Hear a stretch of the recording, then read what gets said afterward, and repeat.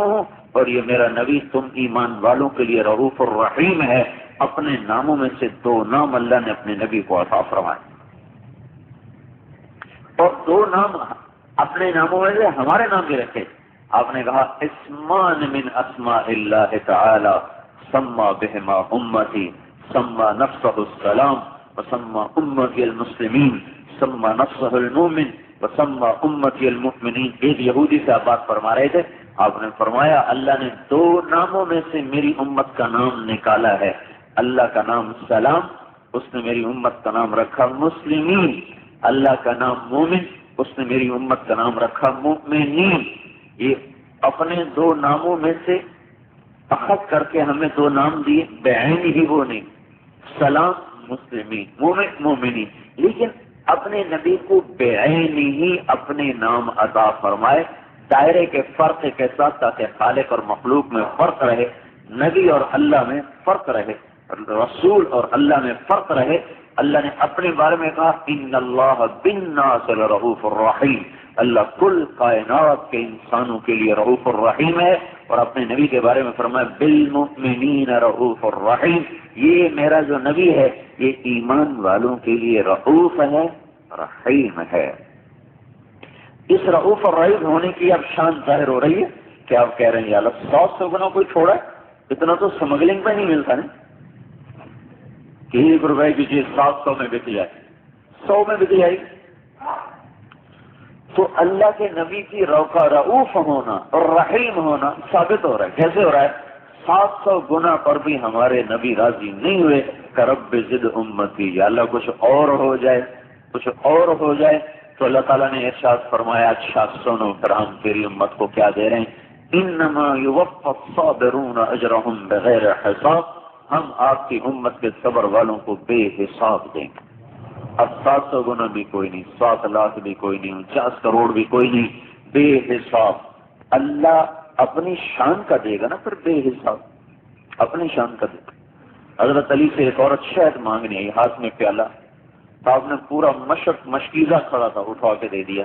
تو خادم نے کہا وہ پیالہ مانگنے آئی، آپ نے مشک اٹھا کے دے دی۔ تو انہوں نے فرمایا وہ اپنی شان کا مانگنے آئی، میں نے اپنی شان کا دے دیا۔ تو یہ تو ایک انسان کا ظرف ہے، تو وہ مالک الملک شہنشاہ اعظم سخیوں کا سخی، اللہ کے نبی نے فرمایا هل تدرون من الاجود، تمہیں پتا سب سے بڑا سخی کون ہے؟ کہ اللہ ورسولہ اعلم، آپ کو پتا، آپ کے رب کو پتا۔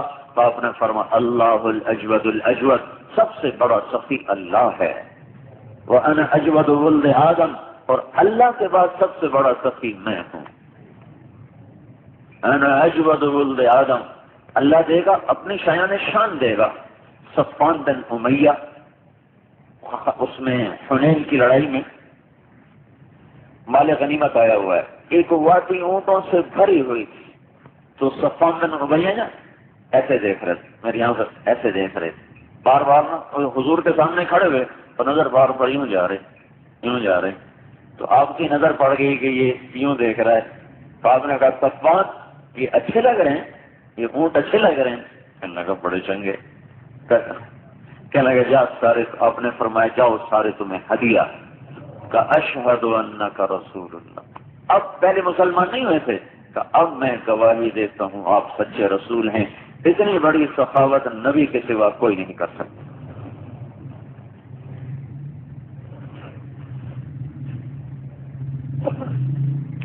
تو جب اللہ کہہ رہا ہے انما یوفی الصابرون اجرهم بغیر حساب، ہم بے حساب دے، اپنی شان کا دے گا نا، اپنی شایان شان دے گا۔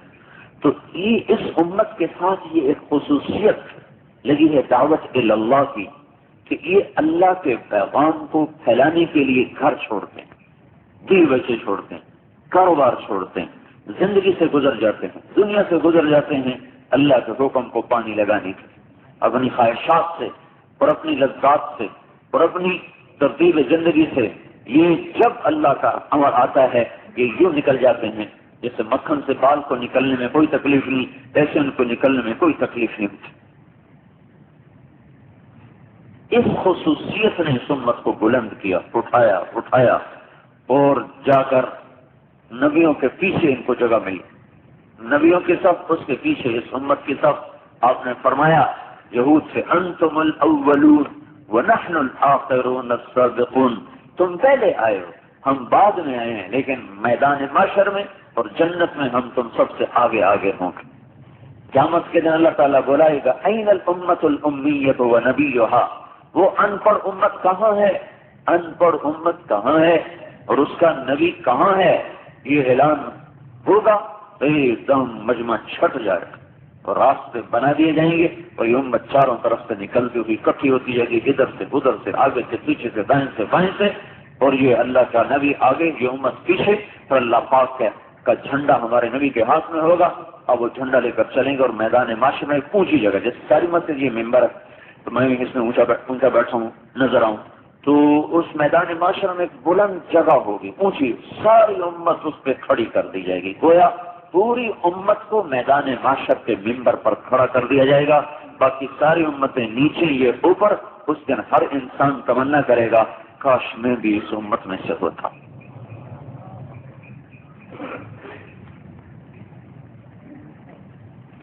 پھر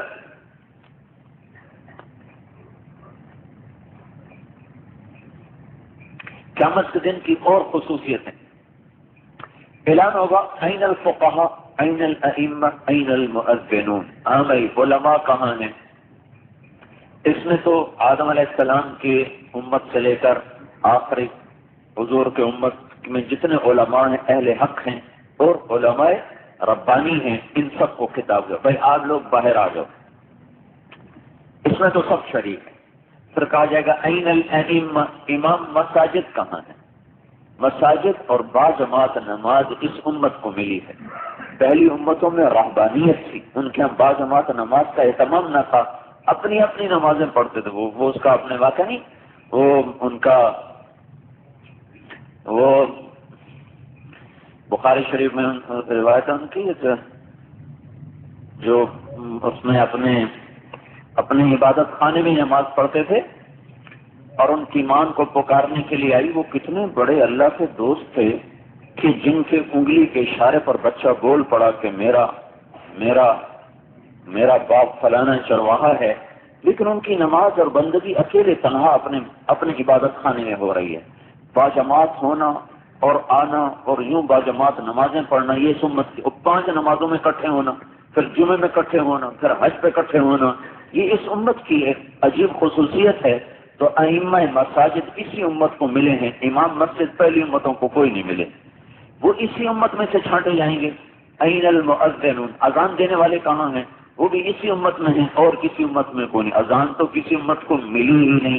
چلو انبیاء اپنے امتوں کو باجماعت نماز پڑھاتے تھے اور کسی نہ کسی درجے میں باجماعت نماز ہوتی تھی، لیکن ایسا اہتمام جیسے اس امت کا ہے ایسا کوئی نہیں۔ دوسرا ان کی نمازیں 2 تھیں، فجر کی 2 رکعت، عصر کی 2 رکعت، ہمیں 5 ملی ہیں اور کوئی نماز بھی ہماری 2 نہیں ہے۔ فجر کی 2 رکعت ہیں لیکن 2 سنتیں اتنی لازم کر دی گئی ہیں کہ وہ سفر میں بھی آپ کا ہمارے نبی نہیں چھوڑا کرتے تھے، سفر میں بھی پڑھا کرتے تھے، سوائے کوئی تیز رفتاری کا سفر ہے، کوئی ایسا مسئلہ ہے، اس میں چھوٹ گئی تو چھوٹ گئی، ورنہ سہولت کے سفر میں آپ فجر کی سنتیں ادا کرتے تھے، اس لیے اس کی تھوڑی سی تمیز کر لینی چاہیے۔ اب اگر کوئی ایسا مسئلہ ہے کہ جس میں جلدی ہے، گاڑی چھوٹ رہی ہے، اس وقت سنتیں چھوڑ دینی چاہیے، اور اس وقت اوروں کو پریشانی کا سبب نہیں بننا چاہیے، سنتیں چھوڑ دینی چاہیے، ہر فریق پر ادا کر کے سوار ہو جانا چاہیے۔ تو ہمیں باجماعت کے ساتھ اذان ملی، اللہ اکبر اللہ اکبر، اصل ایک تو یہ فضیل، آؤ بھائی مؤذن صاحب آ گئے، امام مسجد یہ تو اسی امت میں سے نہیں، علماء باقی ساری امتوں سے نکلیں گے، اللہ تعالیٰ فرمائیں گے آپ لوگ موتیوں کے ممبر پر بیٹھو، میں باقیوں کا حساب لیتا ہوں۔ پھر ایک اور عزت ملے گی، حافظ قرآن آ جائیں، کتاب کے حافظ آ جائیں، کتاب اللہ کے حافظ، تورات کا حافظ ایک نہیں، زبور کا حافظ ایک نہیں، انجیل کا حافظ ایک نہیں، قرآن کے حافظ کروڑوں، ہر زمانے میں کروڑوں۔ تو آؤ بھائی حافظ قرآن آ جائیں، کون سا حافظ قرآن؟ حامل، جس نے قرآن کو پھلایا، نہ قرآن کے خلاف زندگی کو گزارا، آ جاؤ بھائی تم بھی آ جاؤ، کپڑے پہناؤ بھائی، اس کے ماں باپ کو بھی پہناؤ، اس کے ماں باپ کے سر پہ تاج رکھو، انہیں عزت کا جوڑا پہناؤ، اسے موچی کے ممبر پر بیٹھاؤ، مؤذن صاحب کا مقام اونچا کر دو، گردن لمبی کر دو، گردن لمبی سے مراد نہیں کوئی کرنی لمبی ہو جاتی، بلکہ وہ سب سے اونچی جگہ پہ اس کو کھڑا کیا جائے گا کہ نظر آئے گا اچھا یہ ہیں مؤذن، جیسے نہیں ہوتے وہ یہ جلسے جلوسوں میں وہ جو صاحب صدر ہوتے ہیں ان کی کرسی بڑی بلند و بالا ہوتی ہے، تو وہ نظر آتا ہے کہ صدر جلسہ اور صدر مجلس یہ ہیں، تو اذان دینے والوں کا مرتبہ ایسا بلند ہو جائے گا کہ وہ سب میں نمایاں نظر آئیں گے۔ پھر ایک اور خصوصیت اللہ دے گا، سب سے پہلے کپڑے پہنائے جائیں گے ابراہیم علیہ السلام کو، کہ آپ نے فرمایا اللہ کی راہ میں سب سے پہلے ننگے ہونے والے شخص ابراہیم علیہ السلام ہیں، جن کو ننگا کر کے آگ میں ڈالا گیا۔ اس کے بعد آپ نے فرمایا مجھے پہنائے جائیں گے، اس کے بعد سارے نبیوں کو پہنائے جائیں گے، اس کے بعد مؤذنین کو کپڑے پہنائے جائیں گے۔ چوتھے نمبر پر مسجد کا مؤذن کپڑے پہنے گا۔ مسجد جو آپ کے معاشرے میں کوئی مقام نہیں رکھتا، یہ قیامت کے دن بڑے اونچے منصب پر کھڑا ہوا آپ کو نظر آئے گا۔ یہ بڑے بڑے تاجر حساب کی شدت میں مبتلا ہوں گے، اور یہ اذان دینے والا جس بیچارے کی کبھی ساری زندگی روٹی پوری نہیں ہوتی، وہ کبھی بھی اپنی تنخواہ میں گوشت روٹی نہیں کھا سکتا، وہ کوئی چھلکے اٹھا کے پکا کے کھا لے تو کھا لے، اور پھر بھی کہتے ہیں اتنی انہوں تنخواہ دینے فری ادھر مطالبہ میری بتاؤ۔ ایک جگہ ہم گئے تو ایک ڈاکٹر صاحب تھے، بڑے کمائی کرنے والے، بہت نیک آدمی، بہت نیک، لیکن اللہ نے بہت رزق دیا تھا۔ تو وہ ایک ہمارے عالم تھے، ان سے میں نام کسی کا نہیں تھا، ان سے کہنے مولوی صاحب ساڑھے مولوی صاحب کو سمجھاؤ نا، 1500 روپے تنخواہ ہے کہ حال ہی اندر میری تنخواہ بتاؤ۔ یہ میں کو بتا رہا ہوں آج سے کوئی 15 سال پہلے بات۔ تو وہ ڈاکٹر صاحب کہنے لگے، وہ ڈاکٹر صاحب وہ تھوڑے مولوی نے پتہ لگ گیا کہ ڈاکٹر صاحب تو صرف ناشتے کا ایک دن کا خرچہ 1500 روپے ہے، تو اگر مہربانی کرو تھی ناشتے 1500 سے کر لیں، تو بہت غریب سے بھی مہربانی کرو۔ تو یہ وہ بیچارہ طبقہ ہے جن کو اتنی ذلت سے دیکھا جاتا ہے، اتنی تھوڑی تنخواہ رکھی جاتی ہے کہ وہ بس سانس لیتے رہیں، سانس۔ کپڑا چیک کرنے والا ہو نا تو کہتے ہیں دیو دیو دیو، جتنے منگتا دیو دیو دیو، اور جس نے تمہاری مسجدوں کو آباد کر کے رکھا ہے، مولوی صاحب تھوڑی 4000 تنخواہ ہے، حال ہی تھوڑا گزارا نہیں ہوتا۔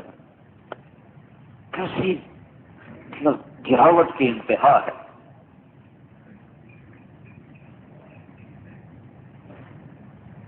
حد ہی ہوگی، حد ہی ہوگی۔ 35 لاکھ کی کھڑی باندھا ہوا ہے۔ میں نے خود ایک آدمی کو دیکھا،